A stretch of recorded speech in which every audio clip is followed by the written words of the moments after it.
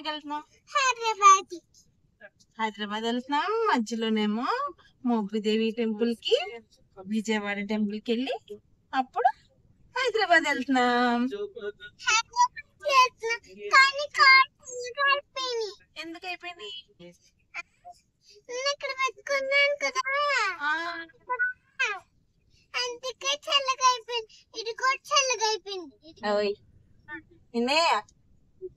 ఇటు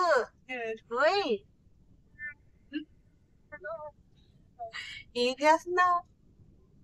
video editing. ఇక్కడ కూడా టైం వేస్ట్ అవుతుంది. చూసారా ఎంత కష్టపడుతుందో పాపం మా అక్క. ట్రావెలింగ్ లో కూడా వీడియో ఎడిటింగ్ చేసుకుంటుంది. ఎంజాయ్ చేయడం బాగా. ఏమీ చూడట్లేదు, నేనే కష్టపడి తీస్తున్నాను వీడియో. సరే నువ్వు పని చేసుకో, మళ్ళీ కలుద్దాం గుళ్ళో అని చెప్పి.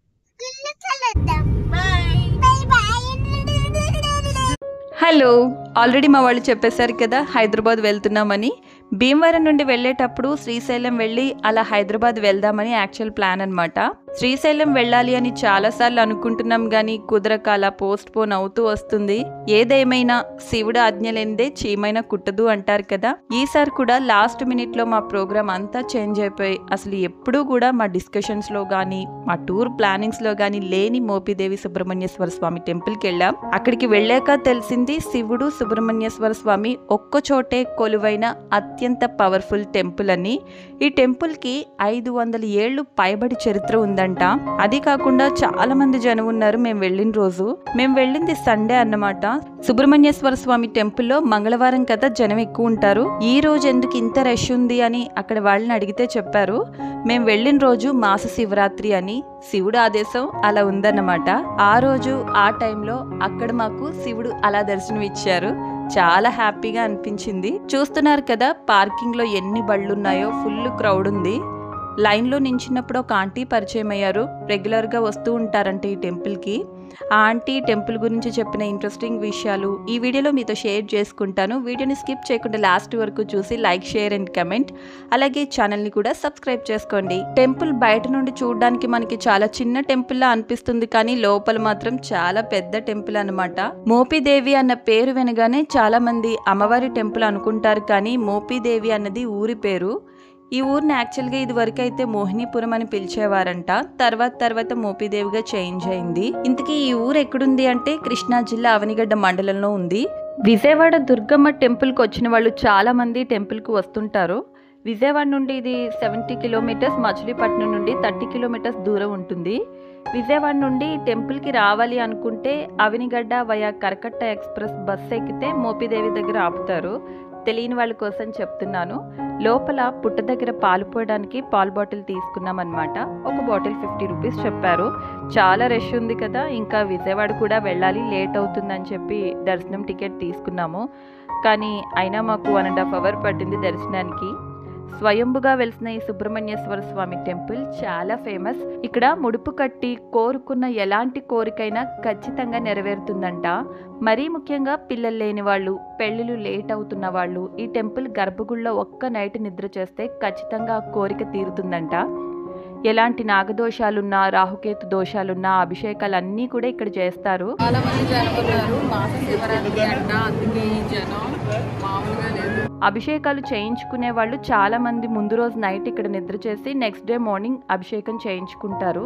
అభిషేకానికి కావాల్సినవన్నీ కూడా మనకి బయట షాప్స్ లో అవైలబుల్ గానే ఉంటాయి. నిద్ర చేయాలనుకునే వాళ్ళను నైట్ 8:30కి టెంపుల్లోకి అలౌ చేస్తారు.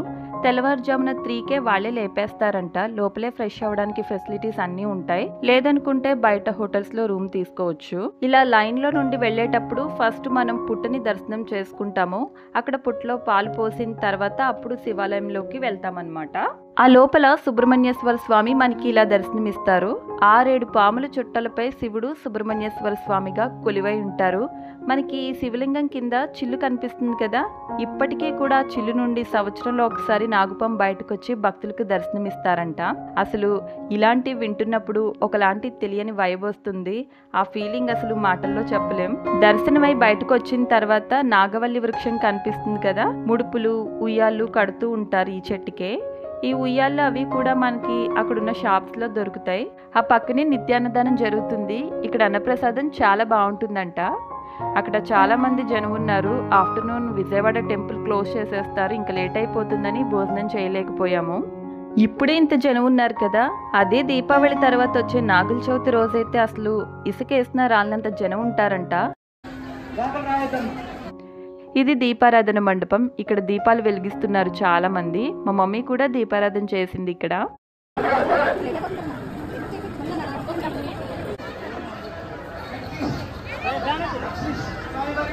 ఏం కావాలి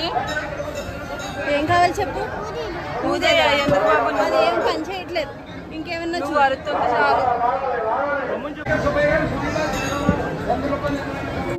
ఆ పక్కనే షాప్స్లో టాయ్స్ కనిపిస్తే మా హితిక్ష బొమ్మలు కావాలని గొడవ చేసి ఒక బొమ్మ అయితే కొనుక్కుంది.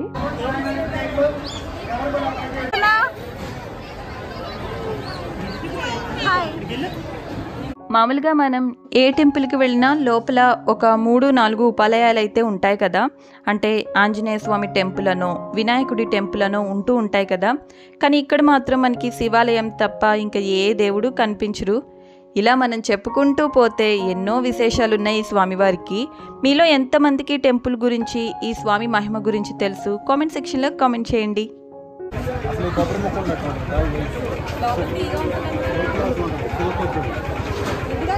ఈ ఊరు కూడా నిజంగా చాలా బాగుంది. ఇక్కడ ఫ్రూట్స్ అయితే చాలా ఫ్రెష్గా దొరుకుతున్నాయి, అది కూడా చాలా రీజనబుల్కి. జాంకాయలు బాగున్నాయి కదా అని తీసుకున్నాము. నిజంగానే వాటి టేస్ట్ అయితే అమృతంలా ఉన్నాయి. మీరు ఎప్పుడైనా ఈ టెంపుల్కి వస్తే వచ్చేటప్పుడు ఈ జామకాయని కన్ఫామ్గా టేస్ట్ చేయండి. లాస్ట్లో ఈ ఊరు విజువల్స్ చిన్న బిట్ యాడ్ చేస్తాను చూడండి. ఇంతకీ ఈ వీడియో మీకు ఎలా అనిపించిందో కామెంట్ చేయడం మాత్రం మర్చిపోవద్దు.